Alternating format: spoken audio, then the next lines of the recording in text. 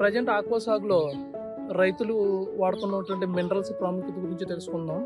Aqua సాగులో minerals వచ్చినోడికి 2 రకాల minerals ఉంటాయి. ఒకటి మేజర్ మినరల్, రెండు ట్రేస్ మినరల్స్ లేదా మైక్రో మినరల్స్. మేజర్ మినరల్స్ వచ్చి magnesium, calcium, potassium. Micro minerals or trace minerals అన్నవి మన వివిధ కంపెనీల నుంచి సప్లై వచ్చే మినరల్స్. మనకి సరైన క్వాలిటీ లేని మినరల్ వాడటం వల్ల ట్యాంకు ఇలాగా ఈ నాసిరకం మినరల్ కొట్టడం వల్ల ట్యాంక్లోని ఇలా మైక్రోసిస్ట్ రావడం, లేదంటే ప్లాంక్టన్ క్రాస్ అయిపోవడం, లేదా ఓవర్ బ్లూమ్ రావడం లాంటివి జరుగుతాయి.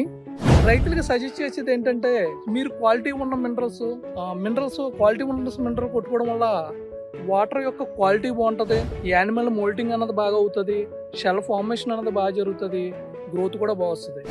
వైట్ మజిల్స్ రావు, బాడీ క్రాంప్స్ రావు. బాడీ క్రాంప్స్ ఉండడం వల్ల మోల్టింగ్ అనేది సరిగ్గా జరగదు.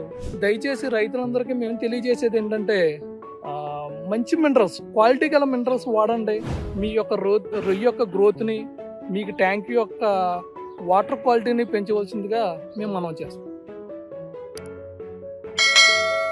Dr. Grow. Say yes to growth.